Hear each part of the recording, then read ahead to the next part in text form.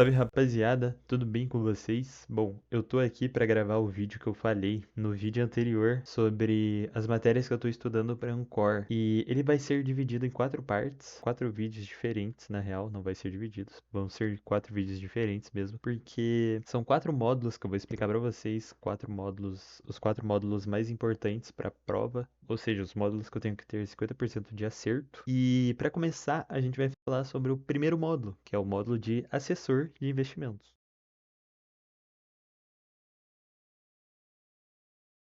Bom, rapaziada, para começar, eu vou falar sobre quem que é o assessor de investimento, o que que ele faz. O assessor de investimento ele é basicamente que o guia financeiro de vocês. Ele é ponte entre você e o mercado financeiro. Esse é o assessor de investimento, beleza? E as principais atividades desse assessor tem quatro que eu vou citar aqui para vocês. Mas para começar, vamos falar primeiro da prospecção e da captação de clientes. Isso mesmo, como diz no nome, o assessor ele vai procurar pessoas como você que estão começando a pensar em investir ou querem uma ajuda para organizar as finanças. Ou seja, você vai imaginar o Heitorzinho que tem uma graninha guardada e não sabe o que fazer com ela. O assessor ele vai encontrar o Heitorzinho e vai mostrar as possibilidades que ele tem para gastar esse dinheiro, entendeu? Pegou? Perfeito. A segunda atividade do assessor vai ser a recepção, o registro e a transmissão de ordens. Ou seja, se você decide comprar um investimento ou vender algo que você já tem, o assessor vai ser a pessoa que vai anotar seu pedido e enviar para o banco ou para a corretora, beleza?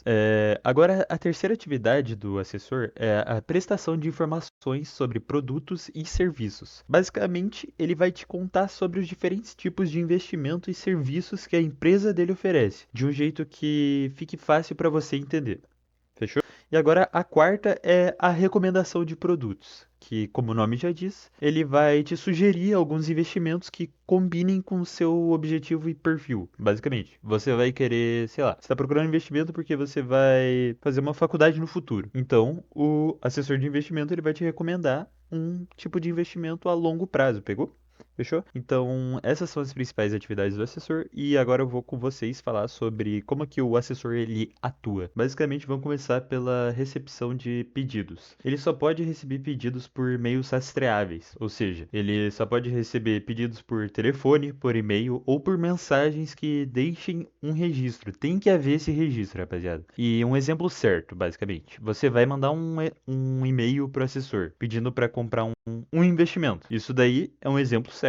Agora, um exemplo errado, o assessor, ele nunca pode receber um pedido seu pessoalmente em um café, tá ligado? Ah, você tá conversando com o teu assessor num café porque vocês viraram amigos e você vai lá fazer um pedido. Ah, cara, eu quero investir em tal lugar. Cara, você não pode fazer isso. Você precisa de um registro para fazer esse pedido, tá bom? Seja e-mail, telefone, mensagem, qualquer coisa que deixe esse registro. Tá. Agora pro contrato com uma empresa. Vamos lá. O assessor, ele sempre trabalha com um contrato, com uma corretora ou banco, que é quem vai oferecer esses investimentos.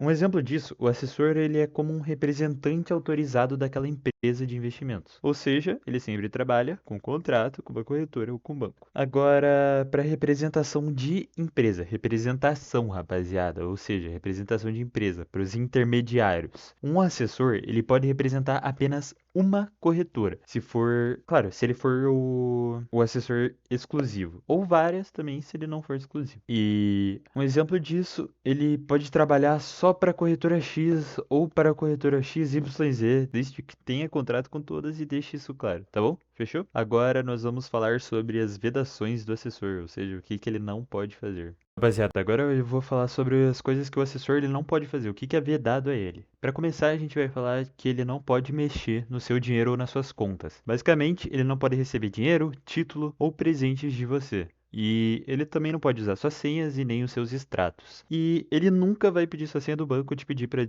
transferir dinheiro para ele. Por quê? Porque não pode, cara. Não pode.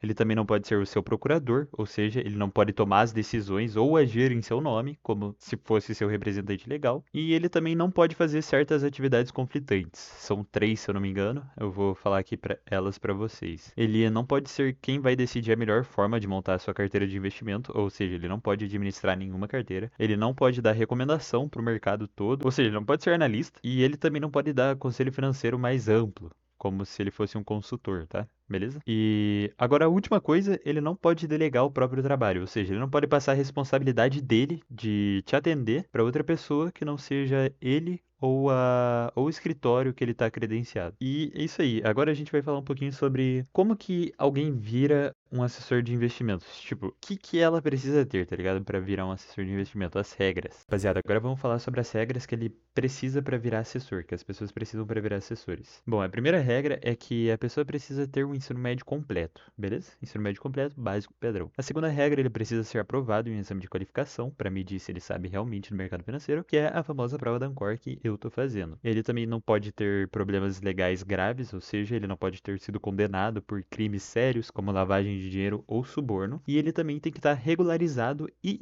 em dia, ou seja, ele precisa estar credenciado pela Ancor e também registrado na CVM, beleza?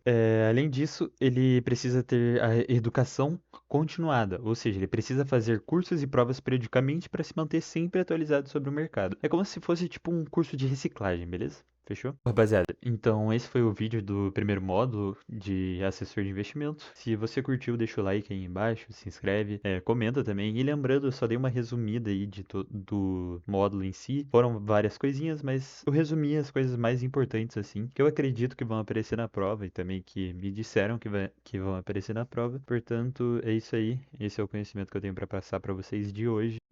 Ainda vai ter mais 3 outros módulos, ou seja, mais 3 outros vídeos. E qualquer coisa que você queira falar sobre, se você quiser dar um adendo também, uma crítica construtiva, pô, comentário tá aí embaixo, manda bala. Manda bala, comenta o que você precisar, o que você achar bom comentar. E tamo junto, rapaziada. Valeu, falou.